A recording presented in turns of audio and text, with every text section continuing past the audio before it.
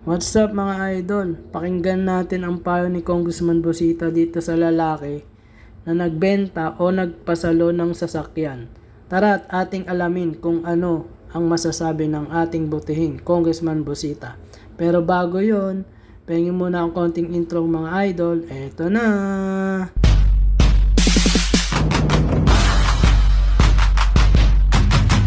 Gaano katagal na yung ban? Simula pong May. Simula May, June, July, August, September, October, November, 6 months. Siyempre, nagigipit kayo, kaya ninyo naisipang ipasalo. Oh. Nung ikaw at ang misis mo nag-decide na ipasalo yung niloan ninyo na ban, paanong proseso? Sa Facebook. Facebook, online. Okay, cut kita. Sa mga kababayan po natin na nagbebenta o nagpapasalo ng sasakyan. Pag sinabing pasalo, Carlo, yung inutang mo, hindi mo nang babayaran, ipapasalo mo. Huwag na huwag kayong magpo-post sa Facebook o sa YouTube para sa inyong binabalak. Diyan talaga maraming nakabang na manloloko. Lawless elements. No? Marami tayong natatanggap na reklamo, no? Diyan, online. So, nung nag-post kayo ng misis mo sa Facebook, may nakipag-ugnayan sa inyo. Meron. At nag-usap kayo kung magkano ang dapat ibayad sa'yo at magkano ang monthly niya. Okay.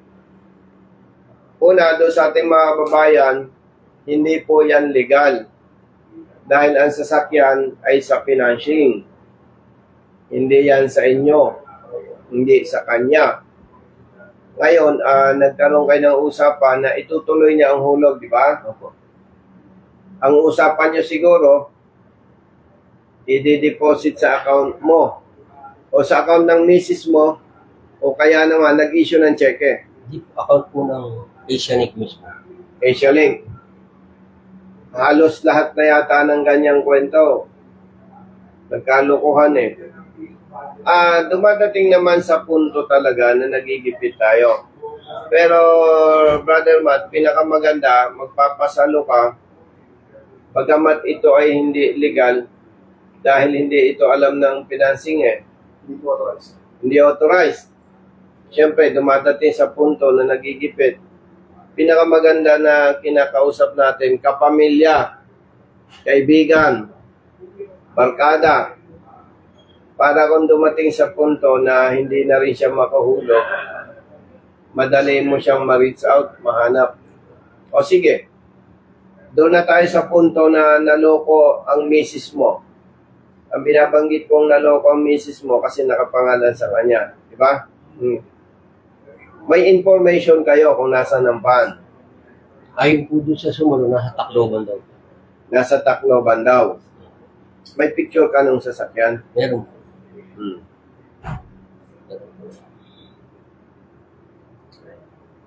Sa ating mga kababayan sa Tacloban, ito po ang picture ng sasakyan.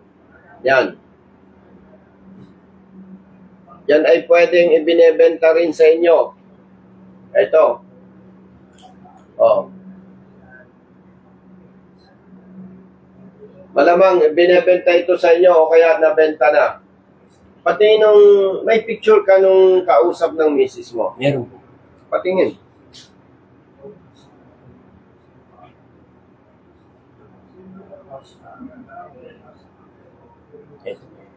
Itong picture na to, nakaharap ninyo ito. Opo. Ikaw mismo nakaharap mo. Oh. Ito yung picture ng transact. Ito yung picture ng sumalo. Yan. So, ganito kapatid. Nandyan na yan. Wala nang sisihan. No?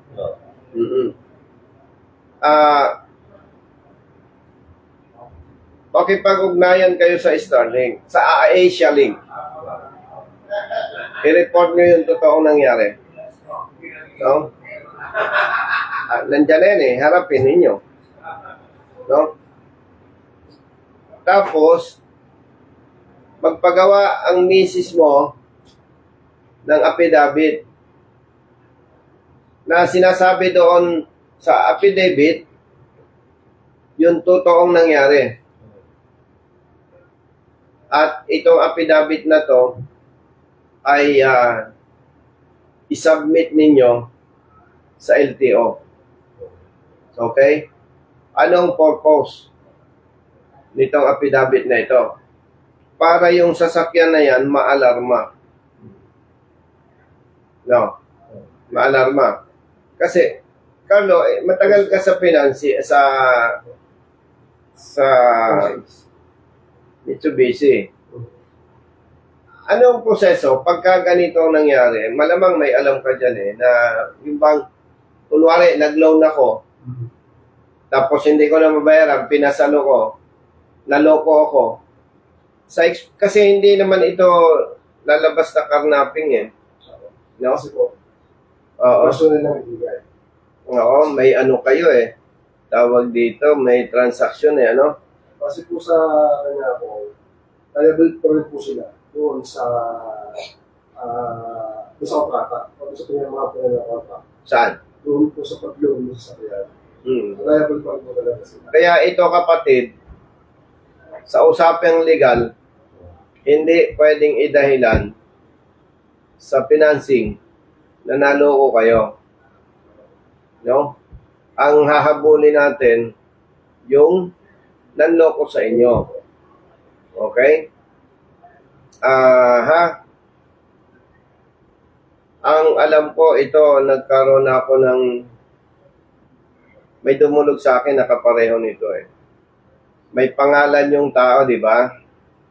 May ID, ano? Carlo. Mat.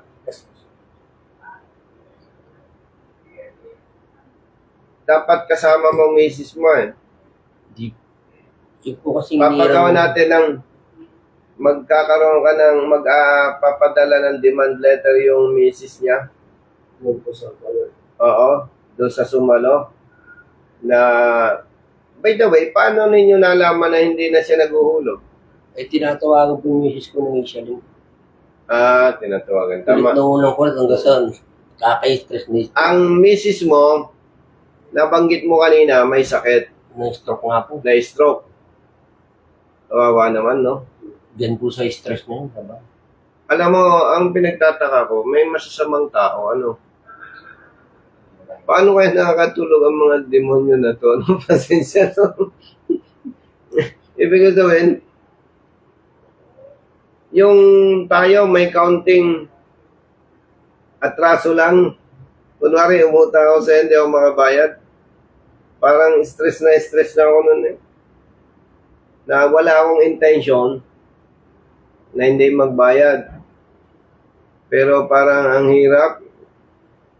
Pero itong mga ito ay, alam mo, hindi naman sa panghusga. Yung babaeng kausap nyo, tapos sabi, naloko din siya. Lumang estilo na yun eh. Kasama yan. No? Ako ay nagtataka sa mga manloloko. Kasi, pag ikaw ay manloloko, pwedeng anytime,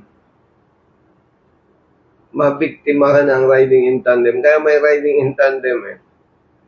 Hindi ko naman sinasabing okay ang riding in tandem, no? Pero yung kasing panluloko sa kapwa, talagang mahirap yan eh. Sabi ng tatay ko nung nabubuhay pa, mas makakabuti na maloko ka kaysa manloko ka. Kasi pag naloko ka, pwede kang magpasensya. Pag ikaw ang nanloko ng abuso sa kapwa, mapiligro eh. No? So, ganito, no?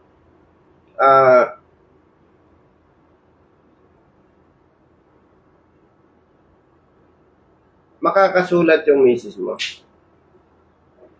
Nakakapagsalaysay. Oo. Kaya lang siya yung kamay, di may gano'n. Pag ganito, gawa kayo ng salaysay, no? I-detalye niyo yung pangyayari. Kung kailan nangyari, sinong kausap nyo, magkano, lahat. Papagawa ko sa abogado ko ng demand letter na ibalik yung sasakyan. No? Yung sasabihin na bayaran, yung hindi na bayaran, medyo malabdaw na yun eh. Nasa ano na po 60,000 plus. Oo. Gawin nating legal. Kasi nagkaroon kayo ng transaksyon, tanggapin natin na naloko, pag-demand kayo na ibalik. Okay? Pagka hindi binalik, nagtaning tayo, makikita naman kahit papano. Ang batas kasi, patas eh. No? Bagaman at wala kayong hinahawakang kontrata o dokumento, pero Carlo, may picture at i-check natin sa LTO kung totoong lisensya niya yon, may address din. Yan. Oo, pag hindi binalik, magdemanda tayo. Sa korte na lang magsalpukan. Kasi ang korte naman, patas eh. Oo.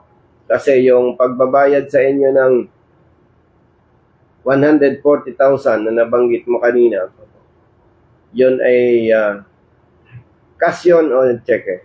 Cash po yung parang Okay. binalik lang po nila yung... O sige. Yun ang maganda kasi sa korte. Hindi pwedeng sabing verbal lang, wala kayong... Lumabas ka muna, nag-uusap kami dito. Lumabas ka muna. So, ganun yun. I-ano muna natin idulog natin sa korte. No? Demand letter, tapos, pag hindi nag-comply, korte. Alam mo, maganda sa korte, pag nagdemanda ka, tapos,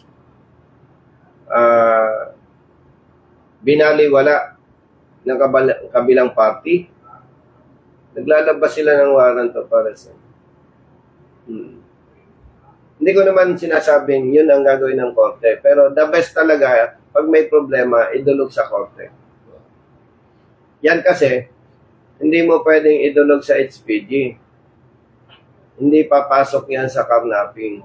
Oo nga. Oo, kasi nagkaroon kayo ng transaction eh. Pero alam mo, marami na akong naging problema din. Marami na ring dinulog sa akin. Lahat ng problema may solusyon. No? Hindi ko na lang i-discuss sa'yo kung anong pwedeng solusyon. May mga bagay-bagay kasi na may solusyon na hindi mo na kailangang ibandera pa. No? So, ibig sabihin, pag gusto may paraan, pag ayaw may dahilan. Okay? At may sinasabi sa amin, sa Batanggenyo na kung pwedeng makuha sa paupo, paupo. Pag hindi makuha sa paupo, patayo. No? Subukan muna natin sa paupo. No? Pagka patayo, ibang usapan na yun.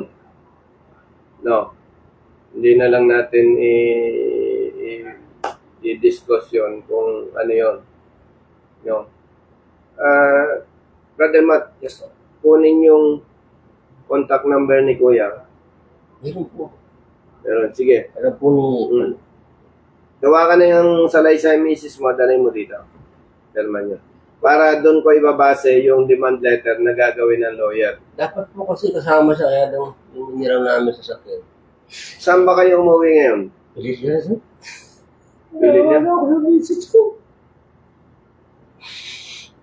Yung po kaya iniraw namin sa sakyan ko, hindi ko siya nasa. Nagmotor siya lang. Nagmotor ka. O ganito ha, nakamotorsiklo ka pala. Presence of mind ha. Kasi, Mas kawaawa ang misis mo pag na-disgrasya ka. Presence of mind, ibig sabihin, kuya, nagmamaneho ka, ay buksan mo yung diwa mo, baka lipad isip mo, naka-red light, tumawid ka. Sige, ganito na lang, kumain ka na. Sige. Huwag kang at hindi malaking usapin yan, pero yung iba nga, mas mabigat problema. Relax ka lang, brother. Alam kong malaki ang problema. Tutulungan ka namin. Kukunin muna natin sa legal na pamamaraan, no? Paupo. No? Yung po kasi yung sumalo, ayaw na makipagano sa amin. Hindi. Maliit ang Pilipinas. Yan. Nakita po ninyo yung sasakyan, nakita niyo yung plaka. So, ang gagawin po muna namin, mag-ano kami ng demand letter, usapang legal, at base doon sa salaysay ng misis niya, may kontrata kayo sa Asia Link, i-attach nyo para magkaroon ng kapangyarihan yung misis mo na mag-report sa LTO para maalarma, huwag mairehistro, huwag ma-renew. Oo. Yan yung sinasabi ko sa LTO. Pwedeng ma-action na nila yung mga problema, pero pag may lumabas na claimant, may kapangyarihan pa rin ng LTO. Halimbawa lang, nagawa nila yan ng hocus-pocus na deed of sale. May transfer. Hindi ko alam, ha? Alam mo, magagaling ang Pilipino. Speaking of transfer, eto, may kababayan tayo dyan sa LTO na may information na ako, Carlo. Yung utang na sasakyan, di ba naka-encumbered yun? Nagagawa ng ORCR. Malinis. Walang encumbered. Alam ng LTO yan. Sooner or later, may imbestigahan yan. No? Na-transfer. Lahat ng pulido. Kaya baka yan ay naitagpo na doon. Kung yan ay tinagpo doon sa district office ng LTO na yan, mawawala yung encumbrance doon. Walang encumbered. Tapos, original ORCR. May bebenta. Pero alam mo, ang mahaba ang kamay ng batas. Kahit ano pang gawin. Yan ay hindi lang natin mahahabol kung lumabas na ng Pilipinas. Pero nasa Pilipinas pa rin Kaya, huwag ka nang masyadong brother. Tutulungan ka namin. Ha? Kinukulit mo kasi yung music ko, akatawa. Minuto. Iba-iba tumatawa. Sabi ko, black mo na rin mga number. Tayo magagawa. Talagang maniningil lang Asia Link. No? Ang problema lang dyan, sa parte ng Asia Link, kahit pagbalik-balik ta rin itong mga ito, nakikita ko, hindi makakabayad. By the way, kuya, may anak kayo?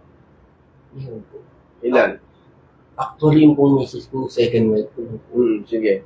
Malalaki ng anak nyo. Malalaki na po. Pati ikaw. Sige. Lahat ng problema may solusyon, maniwala ka sa akin. No? Yan ay material na bagay lang. Hindi ka namatayan, hindi ka nasunugan, hindi ka na-aksidente, mapalad pa rin kayo. At kumakain pa naman kayo ng 3 beses isang araw. Pasalamat. Sabihin mo sa misis mo, magtutulungan tayo. Malinaw sa'yo yung sinasabi ko. Kung kumusta ang pagka-stroke ng misis mo, nakakalakad? Nakakalakad mo. Yun lang ang kamay niya, hindi niya may gano'n. Anong hanap buhay niya? Bago na-stroke? Meron pong tindahan. Tindahan. Ako namamasada ng jeep. Ikaw lumamasada ng jeep. Nako, problema pa rin to sa jeep niyo, Sa Coop. Sa kooperatiba.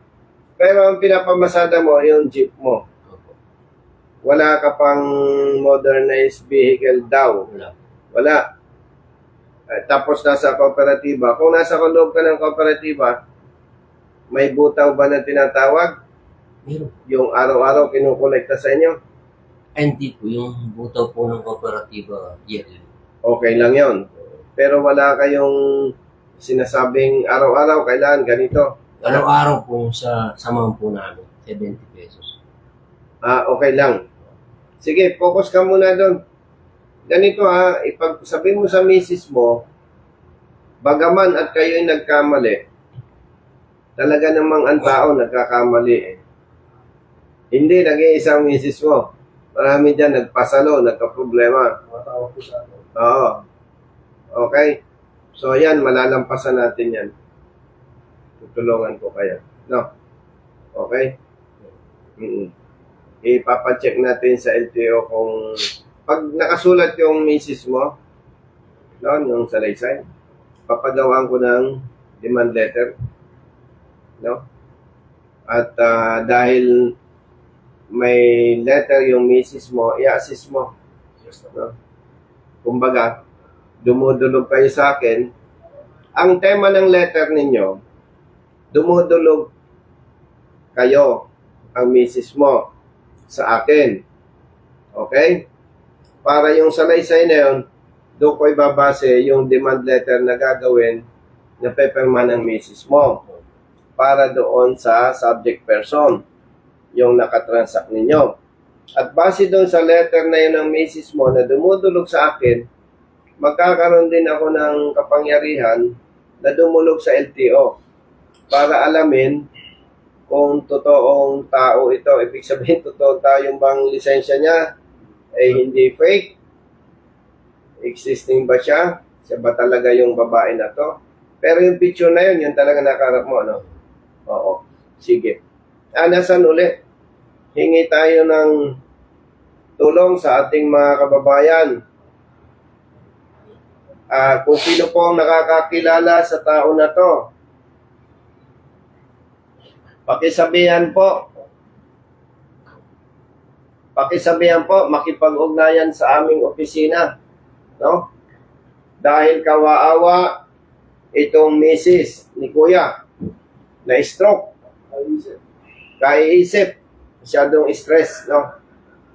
Doon po sa mga nakakakilala dito sa aming pinakitang picture, doon din sa makakakita noong plate number nitong aking pinakitang van. Mangyari po, makipag-ugnayan kayo sa aming opisina. 24 oras bukas. 0917-678-2016, 0917-678-2016, 0917-162-3303, 0917-162-3303, yung 4 na digits, 3303. Smart 0920-960-1999. 0920-960-1999. Kapag tumawag po kayo, sometimes may kausap yung staff, nagri-ring pa rin ang tawag ninyo. Kapag wala kayong nakausap, kaunting tiyaga lamang po dahil marami ang tumatawag sa amin. At naalala ko pala, pakiusap sa mga tumatawag sa aming opisina. Yung pong ating opisina, pagtulong sa mga motorista, yun po ay advokasya. Hindi po trabaho ng One Rider Party List, hindi po trabaho ni Congressman Busita. Ito po ay advokasya. Bakit ko po ito sinabi? May mga tumatawag po sa aming opisina. Masyadong binabastos yung ating staff. Parang, nako, ang sasama ng salita. Parang, ewan, talagang masasaktan ka, magagalit ka. Kaya pakiusap lang po. Huwag naman ninyong, by the way, ito hindi para sa lahat. Para doon sa walang disiplina. No? Paglilinaw. itong mensahe ko ay hindi para sa lahat. Para doon sa walang disiplina, na ang pagkatingin yata sa aking staff ay pakain, parang ang pagkatingin ay alipin. Huwag po ganon. Yung aking pong staff ay nagsasakripisyo na nagtatrabaho, bukas kami 24 oras. At dahil po sa hindi naman ako big time, ako ay isang retired police officer at isang congressman na baguhan. Hindi po ako big time. Ang aking sweldo sa aking staff ay tama lang. Minimum wage. No? Hindi sila nagkakamal-kamal ng malaking sweldo. Tumutulong lang po sa ating advokasya. Kaya pinapakiusap ko po doon sa iilan nating mga kababayan na walang disiplina. Respetuhin po natin ang ating kapwa dahil nakakasakit naman kayo. Talagang nagtitiis lang yung ating staff na kahit nasasaktan, eh sumasagot pa rin. Ano? So, yun lamang po. Maraming salamat sa patuloy ninyong pagsuporta sa ating advokasya. By the way nga pala po, good news. Number 2 po tayo sa senatorial candidates survey. Number 2 po tayo. Ito, Marites. Carlo, Yes, sir. yung isang survey na lumabas, number 2 tayo, ang respondents, 77,000 mahigit. Number 2 tayo. Pero pag ang respondents nasa 2,000 lang, wala tayo sa top 10. No? Kaya parang gusto kong maniwala na ewan, baka naman magkasala ako ng pag-aakusa. So, yun lamang po. Again, maraming salamat po. At ulitin ko po, ang ating opisina ay bukas 24 oras mula Lunes hanggang Linggo. Maraming salamat po. God bless. So yun guys, may natutunan na naman tayo sa sinabi ni Congressman Busita. So please like, share, and subscribe. Salamat!